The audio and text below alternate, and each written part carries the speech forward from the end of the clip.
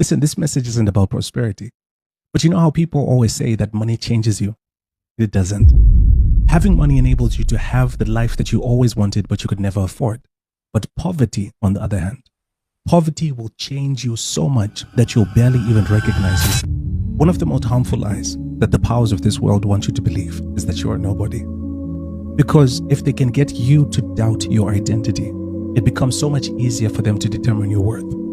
That's what happened in the book of Luke chapter 15 in the parable of the prodigal son. Now, apart from what we know the parable to mean, there's another deeper layer that it deals with. The story of the prodigal son depicts a young man who, because he neglected his identity, settled for a life that was far below what his father desired for him. The story says that this young man claimed his inheritance from his father, and he went away to a foreign country and he spent it all recklessly. And when he was now desperately in need, he went and he hired himself out to one of the citizens of that country. And Luke 15 verse 15 says that they sent him into the fields to feed pigs. Now, keep in mind that Jesus was telling this parable to Jews, and no Jew would want to be associated with unclean animals like pigs, let alone eat the same food that they ate.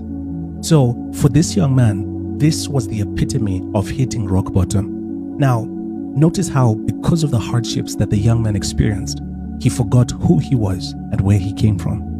And look at how easy it was for strangers to leverage him and to determine what he was worth because he had no money. Listen, this message isn't about prosperity. But you know how people always say that money changes you? It doesn't.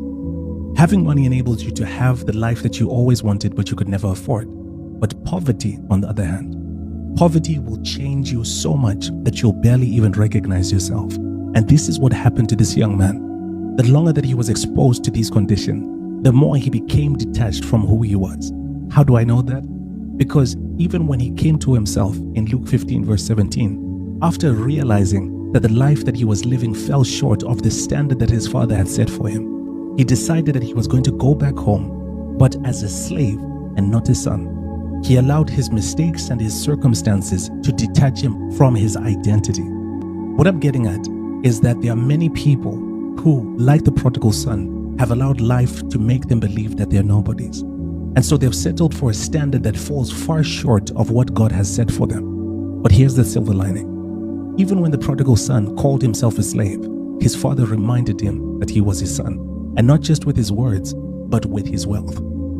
I pray for the person who relates to this message, that God restores their confidence in who they are and what he has planned for them, according to Ephesians 3 verse 20.